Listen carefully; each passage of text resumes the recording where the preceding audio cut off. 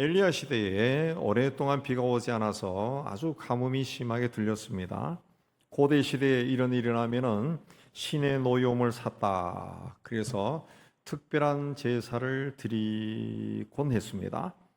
엘리야도 그 무렵에 왕에게 요청해서 바알을 섬기는 선지자들을 갈멜산에 모으고 그들과 대결을 했습니다. 그때 엘리야가 불로 응답하는 신이 하나님이다, 그렇게 선포합니다. 자, 바울의 선지자들이 송아지를 잡아 자신들의 신에게 바치고 아침부터 저녁까지 응답해 달라고 소리를 지르며 제사를 지내지만 아무런 응답이 없습니다. 자신의 몸에 상처를 내면서까지 큰 소리로 바알을 부르지만 아무런 대답이 없습니다. 이후에 엘리야가 이스라엘 지파 수대로 12개의 돌을 취해 제단을 쌓고 번제물을 바친 후에 여호와께서 이스라엘 중에서 하나님이신 것을 나타내 달라라고 기도하니까 하늘로부터 하나님의 불이 내려와서 번제물과 나무와 돌과 흙을 태우고 도랑 사이에 물을 핥는 이적이 일어났습니다. 그 신기한 이적을 보고 백성들이 여호와가 하나님이시다라고 선포하고 이제 엘리야와 함께 바알의 선지자들을 다 잡아 죽였다 그랬습니다. 이 사건이 일어난 후에 오늘의 일이 일어났습니다. 자, 엘리야는 아합 왕에게 올라가서 먹고 마시소서, 큰 비 소리가 있습니다 그랬습니다. 큰 비가 내릴 것이다, 왕에게 말한 겁니다. 왕에게 큰 비가 내리는 소리를 들어보셨을 겁니다. 마치 하늘 문이 열린 것처럼 폭포가 쏟아내는 것처럼 샤 하고 그런 소리가 들립니다. 요즘 그런 비가 가끔씩 옵디다. 그 비가 많이 올 때는, 폭우가 쏟아질 때는 소리도 점점 커집니다. 그 소리가 들린다 라고 왕에게 말한 겁니다. 이스라엘은 오랫동안 비가 내리지 않아서 먼지만 풀풀 날리고, 또 비가 내리지 않으니까 풀이 자라지 않아서 동물들이 먹는 먹이조차도 제대로 없고 사람이 먹는 물도 부족한 그런 시대였습니다. 그런 시대에 엘리야가 메마른 들판을 바라보며 비 오는 소리가 들린다 그랬습니다. 당시에 비 오는 소리를 들은 사람은 엘리야밖에 없습니다. 왕이나 사람들은 큰 비가 오는 소리는커녕 이슬비 내리는 소리도 듣지 못했습니다. 오히려 짐승들과 사람들의 고통스러운 소리만 들을 뿐이었습니다. 그러나 엘리야는 큰 비 소리를 들었습니다. 어떻게 엘리야는 큰 비 내리는 소리를 들었을까요? 그에게 하나님의 말씀을 듣는 귀가 열려 있었기 때문에 그렇습니다. 오늘 말씀이 기록된 18장 1절에 보면, 많은 날이 지나고 제3년에 여호와의 말씀이 엘리야에게 임하여 이르시되 너는 가서 아합에게 보이라, 내가 비를 지면에 내리리라. 엘리야는 하나님부터 비를 내릴 것이다 라는 말씀을 들었습니다. 그래서 하나님께서 불로 응답하고 바알의 선지자를 다 죽인 후에 아합 왕과 엘리야는 서로 다른 길을 갑니다. 물론 41절에서 엘리야가 아합 왕에게 올라가서 마시소서, 먹고 마시라고 그렇게 말을 했습니다. 그래도 왕이 만약에 신앙에 있는 사람이라면 무슨 소리를 합니까? 하나님이 역사하는 것을 내가 봤는데, 그러면 우리 다 함께 이제 하나님의 불로도 보여주셨으니까 이제 비를 내려달라고 함께 백성들과 함께 기도하러 갑시다, 그렇게 말해야 하는 게 합당하지 않겠습니까? 그러나 왕은 먹고 마시기 위해 어딘가로 올라갔다 그랬습니다. 그러나 엘리야는 하나님 앞에 겸손하게 나아갔습니다.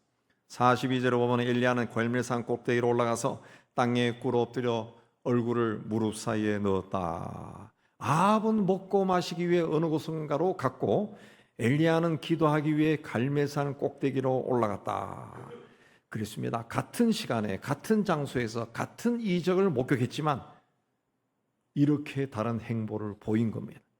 예수께서 자신이 다시 오실 때 노아의 때와 같이 인자의 임함도 그러하리라. 홍수전에 노아가 방주에 들어가던 날까지 사람들이 먹고 마시고 장가들고 시집가고 있으면서 홍수가 나서 저희를 다 멸하기까지 깨닫지 못하였으니 인자의 임함도 그러하리라 그랬습니다. 하나님이 심판할 것이다, 물로 심판하실 것이다 라고 경고하셨을 때 노아와 그 시대 사람들은 그 경고의 말씀을 전혀 다르게 받아들였습니다. 노아는 하나님의 경고를 두려운 마음으로 받아들였습니다.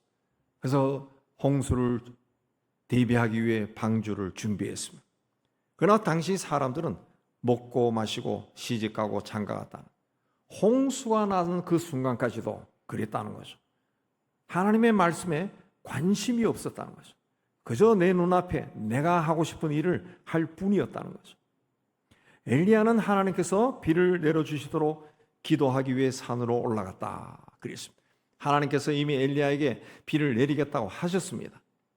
하나님이 비를 내리겠다 하셨어요. 그러면 어쩌면 가만히 있어도 비가 내릴 겁니다. 기도하지 않아도 비가 내릴 겁니다. 그러나 엘리야는 지금까지 무엇을 목격했습니까? 3년 반 동안 온 나라에 비가 오지 않는 그런 상황을 자기가 목격을 했습니다. 그래서 하나님께서 비를 내리겠다라고 말씀하셨지만 엘리야도 인간이기 때문에 불안했을 겁니다. 두려움이 있었을 겁니다. 그래서 하나님 앞에 나왔습니다. 갈멜산 꼭대기에 올라가서 기도하기 시작했습니다. 비가 오고 안 오고 하는 것은 인간이 마음대로 할 수 있는 것이 아닙니다. 자연 만물을 지으시고 다스리시는 하나님만이 할 수 있는 겁니다. 하나님이 허락하지 않으면 비도 오지 않고 바람도 불지 않습니다. 엘리야는 창조주 하나님께 자신의 인생을 지으신 하나님 앞에 가서 엎드렸습니다. 얼굴을 무릎 사이에 넣었습니다. 겸손하게 하나님 앞에 나간 겁니다. 꿇어 엎드려서 얼굴을 무릎 사이에 넣고 했다는 거죠. 꿇어 엎드려 무릎을 꿇고 엎드려 기도하는 거, 그 쉬운 자세가 아닙니다. 여러분 한번 그런 자세를 해보면 얼마 있지 않아서 무릎이 아프고 다리에 쥐가 나고 그래요. 근데 엘리야는 무릎을 꿇은 것만이 아니라 엎드렸다. 거기에 얼굴을 무릎 사이에 파묻었다 그랬습니다. 절대자이신 하나님 앞에 비를 오게 하시고 오지 않게 하실 수 있는 절대 권능을 가지신 창조주 하나님 앞에 가장 낮은 자세로 엎드린 겁니다. 우리 개신교는 그렇게 하지 않지만은 신부들이나 수녀들이 하나님 앞에 서품할 때 여러분 혹시 사진 보신 분 있을 거예요. 땅바닥에 제단 앞에 완전히 엎드립니다. 완벽한 자세로 엎드려요. 예. 이제 나는 아무것도 아닙니다. 당신의 종입니다. 그렇게 소원한 거죠. 엘리야가 무릎을 꿇고 엎드려서 그 무릎 사이에 얼굴을 집어넣었다라고 하는 것은 하나님만이 이 일을 할 수 있습니다. 나는 절대 복종합니다. 내가 할 수 있는 것이 아니라 하나님이 비를 오게 하실 수 있는 분입니다. 하나님 비를 내려주십시오 라고 겸손하게 선 겁니다. 우리가 하나님 앞에 나갈 때 절대 겸손해야 됩니다. 하나님이 우리에게 생명을 주셨고 하나님이 지으신 이 아름다운 세상에 사람으로 살아가게 해주셨어요. 사람. 우리 인생을 주관하신 분이 하나님이십니다. 우리 인생을 인도하신 분 또 하나님이십니다. 그러므로 겸손하게 하나님 앞에 선다고 하는 거, 그건 하나님을 인정하는 것이고 하나님께 영광을 돌리는 겁니다. 엘리야는 무릎을 꿇고 얼굴을 무릎 사이에 넣고 하나님을 부르며 겸손하게 기도했습니다. 야고보서에 보면 엘리야는 우리와 성정이 같은 사람이로되 비가 오지 않기를 간절히 기도한즉 3년 6개월 동안 비가 오지 아니하고 다시 기도하니 하늘이 비를 주고 땅이 열매를 맺었다 그랬습니다. 그는 우리와 성품과 감정이 있는 사람이다. 우리처럼 실수할 수도 있고 연약할 수도 있는 사람이다 그랬습니다. 그러나 그는 하나님 앞에 겸손하게 설 줄 알았던 사람이. 하나님 앞에 겸손하게 설 줄 아는 사람은 자기가 누군지 깨달은 사람입니다. 내가 누군가 아는 사람이에요. 하나님은 하늘에서 불을 내리시고 비도 내리시는 전능하신 분이고 나는 피조물에 지나지 않는다 라는 것을 깨달은 사람이에요. 그래서 땅에 꿇어 엎드려 얼굴을 무릎 사이에 놓고 전능하신 창조주 하나님께 기도한 겁니다. 그러자 하나님의 능력이 그에게 임했다 그랬습니다. 주님도 하나님 앞에서 자신의 신앙생활을 자랑하는 바리새인이 아니라 자신이 죄인이라면서 불쌍히 여겨달라고 통촉하는 세리를 칭찬하셨습니다. 하나님은 하나님이 누구인지 알고 하나님 앞에 겸손하게 나아갈 줄 아는 사람에게 역사하십니다. 항상 하나님 앞에 겸손한 마음으로 나아가서 하나님으로부터 사랑도 받고 능력도 받는 여러분 다 되시기를 주의 이름으로 축복합니다. 두 번째, 엘리야는 하나님의 말씀을 끝까지 붙들었습니다.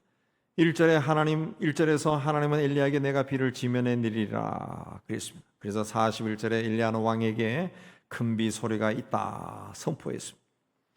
하나님께서 비를 내리시겠다고 했지만은 오랫동안 비가 한 방울도 오지 않아서 온 세상이 말라버렸어요.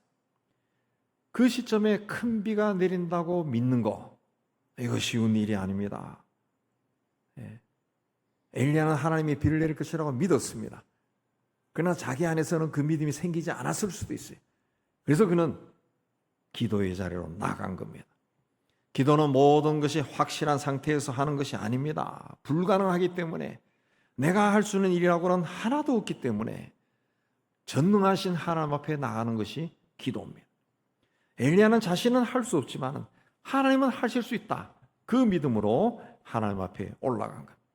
기도하면서 종에게 산꼭대기에 올라가서 바다 쪽을 바라보라 그랬습니다. 종이 올라갔다 와서 뭐라 그랬습니까? 아무것도 없습니다. 아무것도 없습니다 그랬습니다. 기도는 아무것도 없는 상태에서 하는 겁니다. 모든 것을 다 가지고 있으면 기도할 마음이 없어요. 기도하지 않아도 다 있는데 뭘 기도합니까? 뭘 기도합니까? 제가 몇 번 이야기했지만 제가 옛날 부모사 시절에 어느 아주 좀 이름 있는 집안에 신방 가서 이제 신방 예배 드리기 전에 항상 기도 제목 물으니까 그 어머니 권사님, 연세 많은 권사님, 나는 기도 제목이 없어. 그날 왜? 기도 제목이 없어요. 그 집에는. 왜? 다 잘 된 거예요. 다. 모든 게 다 있어요. 돈도 있고 권세도 있고 자식들도 효자 효녀고 다 착하고 신앙생활 잘하고, 기도 제목이 없대. 그냥 아무것도. 정말 은혜가 있고 복을 받은 집안이죠. 그냥 모든 것을 다 가지고 있으면 기도의 자리에 나가지 않는다는 거지. 근데 그것도 좀 별로 좋은 건 아닌 것 같아요. 기도라고 하는 것은 하나님과 내가 교제하는 건데, 내가 육신의 눈으로 내 주변을 보니까 다 있어요. 그러니까 기도할 게 없는 거예요. 기도할 게. 뭐 할 거 있으면 돈으로 해결해. 돈으로. 또 필요하면 권세로 해결해. 기도할 게 없는 거예요. 그리 되면은 하나님과 좋은 게 아니죠. 그러면 하나님과의 교제가 끊어지는 거죠. 하나님과의 교제가 끊어져. 아무것도 없기 때문에 기도하는 거예요. 기도는 아무것도 없을수록 더 간절해집니다. 할 수 있는 것은 아무것도 없어요. 그럼 더 간절해진다. 엘리야가 기도의 자리에 나간 거예요. 종은 7번이나 산꼭대기를 올라갔다 내려왔습니다. 아주 힘들었을 거예요. 그만큼 종에게도 그 기도가 응답되기를 원하는 마음이 컸다는 거예요. 마침내 7번째 산꼭대기에 올라갔다 와서 바다에서 사람 손만한 작은 구름이 일어났다고 보고했습니다. 큰 비가 쏟아지는 것이 아니라 큰 비를 몰고는 먹구름이 저 먼 건너편에서 막 시커멓게 몰려옵니다. 그게 아니라 저 먼 바다에 손바닥만한 작은 구름이 생겼습니다. 그랬습니다. 만약 우리가 엘리야처럼 무릎을 꿇고 엎드려 얼굴을 무릎 사이에 넣고 40일 금식기도 100일 작정기도 간절한 마음으로 하루에 몇 시간씩 그런 기도했다면 그 기도의 응답이 분명하고 확실하게 오는 것을 기대할 겁니다. 저 먼 바다가 아니라 눈에 보이는 가까운 바다에 시커먼 구름으로 가득 차 있는 것을 우리가 기대할 거예요. 그런데 엘리야에게 그런 일이 일어나지 않았습니다. 저 먼 바다에서 사람 손바닥만한 작은 구름이 일어난 것을 봤다 그랬습니다. 큰 비가 내리기를 기도했는데 가까운 곳도 아닌 저 먼 바다에서 손바닥만한 구름이 일어난 것을 봤습니다. 아마도 그러면 대부분의 사람들이 기도가 응답되지 않는다고 낙심할 겁니다. 좌절할 겁니다. 그러나 엘리야는 그렇지 않았습니다.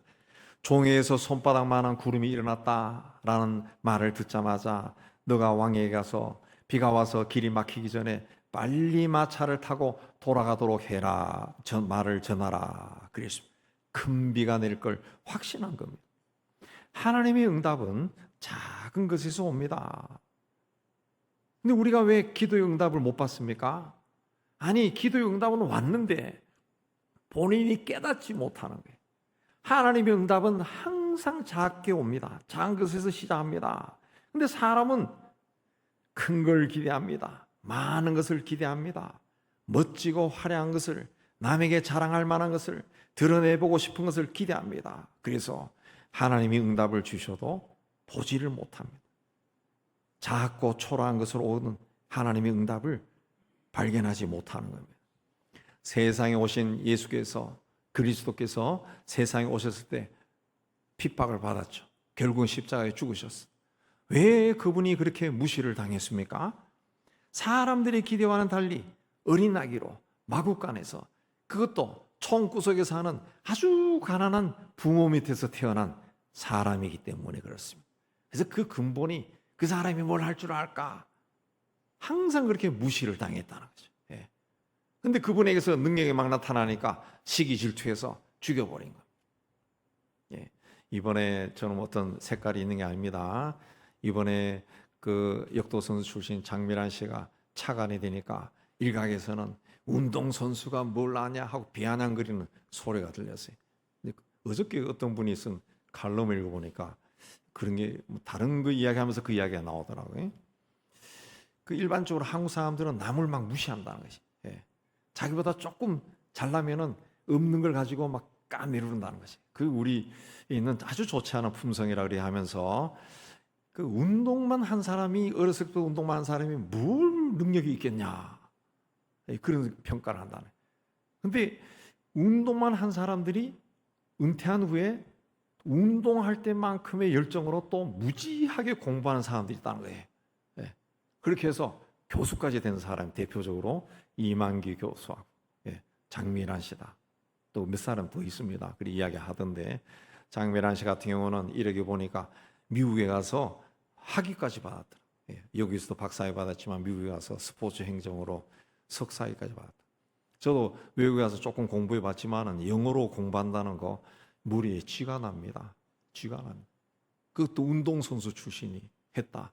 굉장하게 노력한 거예요. 무지하게 공부한 겁니다. 무지하게 공부한 거예요. 사람들은 근본을 보고 자꾸 사람을 무시합니다.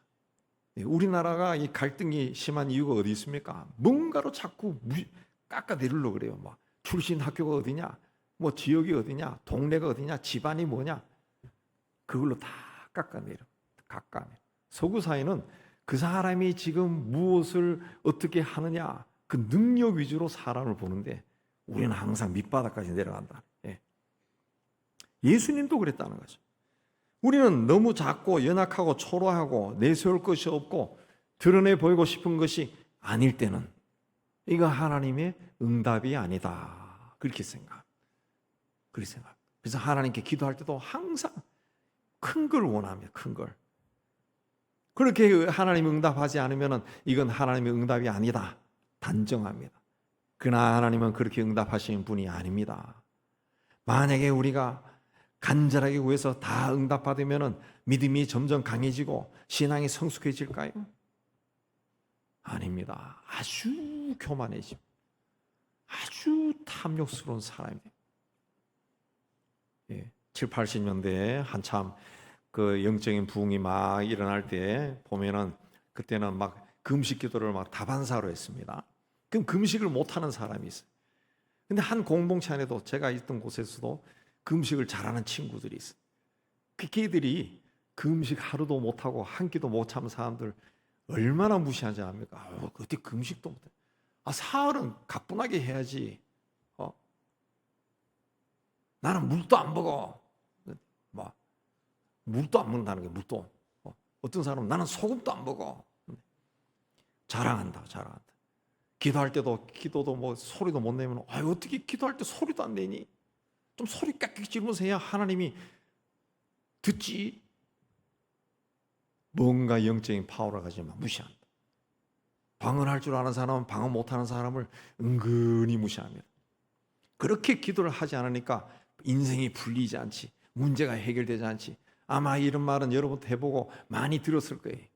기도하지 않으니까 저렇게 된다고, 하나님 앞에 열심을 내지 않으니까 저렇게 된다고. 얼마나 그 판단이 많습니까? 얼마나 판단이 많아요. 저도 젊었을 때 하나님 살아계신 거 제가 믿겠는데, 살아계신 하나님 한 번만 저에게 나타나 주세요. 얼굴 좀 보여주세요. 그럼 내가 죽을 때까지 그야말로 뭘 하라 그래도 다 하겠습니다.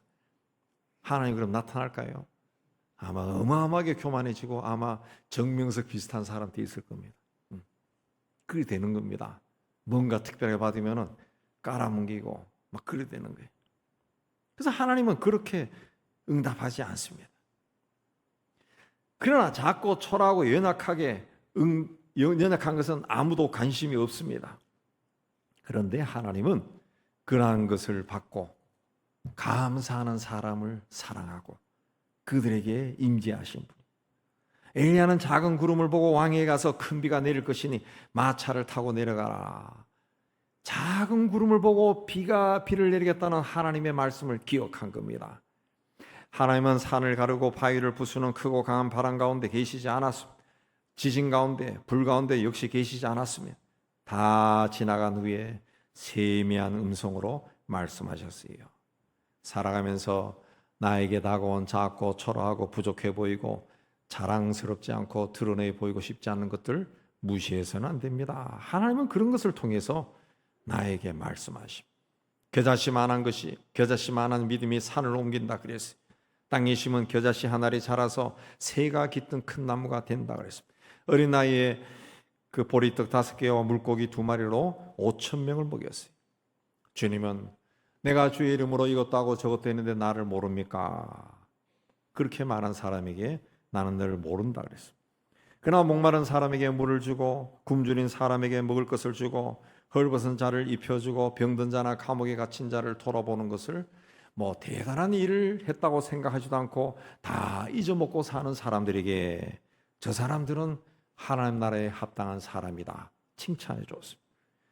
나에게 아무것도 없을 때 좌절하거나 절망하지 말고 기도의 자리로 나가시기 바랍니다. 저 멀리 하나님께서 저 멀리 손바닥만한 것을 만큼 작은 것을 보여주셨을 때 하나님께 크게 감사하시기 바랍니다. 그러면 하나님이 큰 비를 내려줍니다. 큰 은혜를 임하게 해줍니다. 주님 앞에 이런 믿음으로 서서 큰 비가 내리는 은혜로운 삶을 살아가는 여러분 되시기를 주의 이름으로 축복합니다.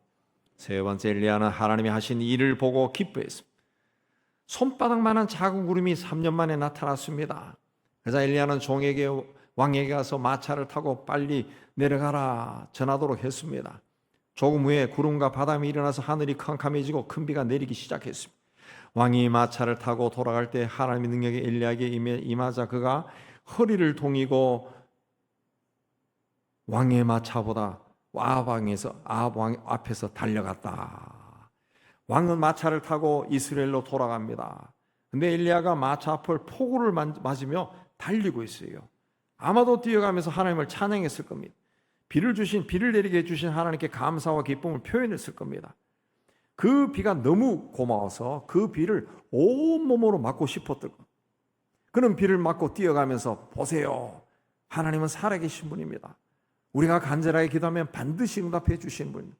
하나님은 하늘문을 닫기도 하고 열기도 하시는 전능하신 분입니다.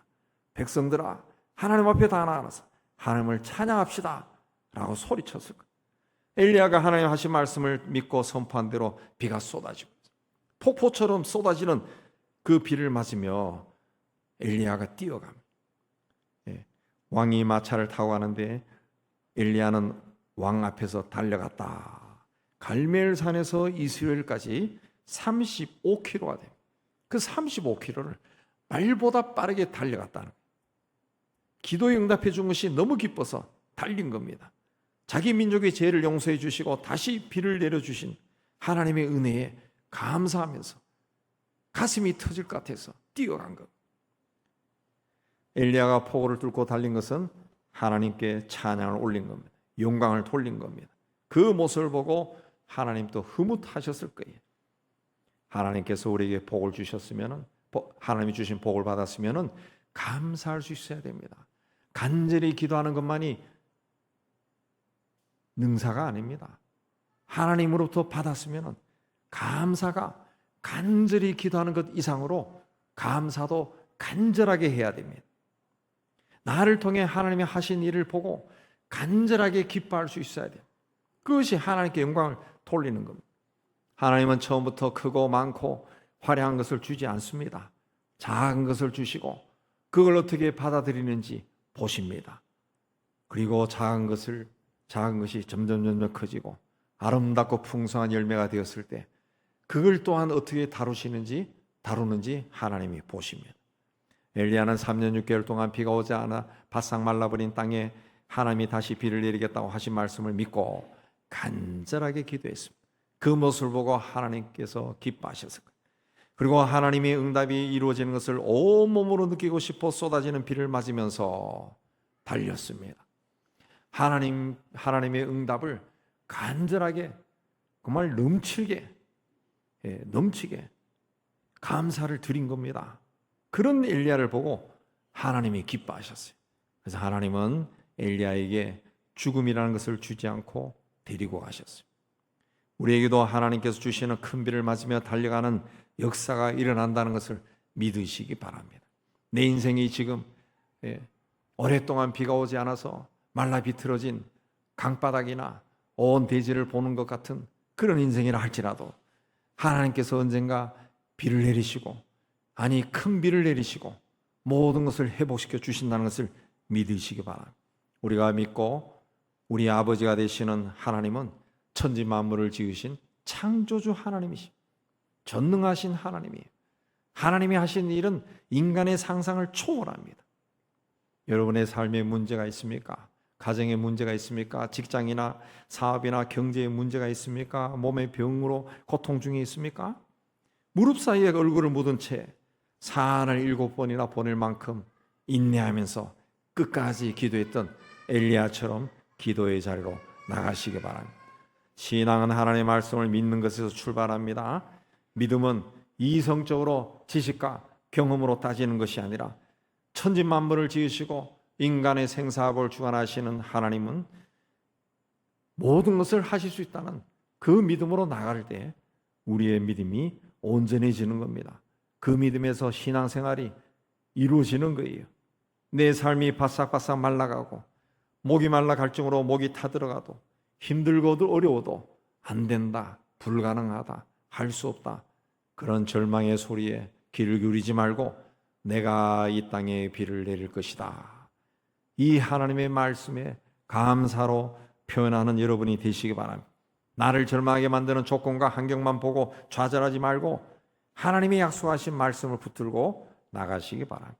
지금은 비록 메마른 땅을 걸어간다 할지라도 하나님께서 언젠가 복된 비, 큰 비를 내려주셔서 내 인생을 촉촉하게 적셔 주실 것이라는 그 믿음으로 힘차게 뛰어가는 여러분이 다 되시기를 주님의 이름으로 축복합니다. 하나님 아버지, 우리가 이 땅에 살아가면서 정말 절망, 좌절을 할 수밖에 없는 환경에 놓였을 때가 너무 많습니다. 내 인생을 바라보고 내 앞에 닥친 문제를 바라보면 한숨만 나올 때가 얼마나 많은지 모릅니다. 하나님 아버지, 그러한 상황 속에서도 엘리야는 하나님 앞에 나가서 무릎을 꿇고 엎드려 무릎 사이에 머리를 집어넣고 하나님께서 작은 구름을 일으킬 때까지 간절히 기도했습니다. 그리고 비가 내릴 때는 하나님 앞에 그 기쁨을 크게 표현했습니다. 하나님 아버지, 우리도 이런 마음으로 하나님 앞에 나가게 해주시고 하나님의 역사가 우리의 삶 속에서 일어나서 메말라버린 우리의 인생길이, 우리의 삶이 다시 하나님이 내리신 큰 비로 인해서 촉촉해지고 모든 것이 살아나는 귀한 치유와 회복이 일어나는 귀한 역사가 일어나게 하여 주시옵소서. 예수님 이름으로 기도하옵나이다. 아멘.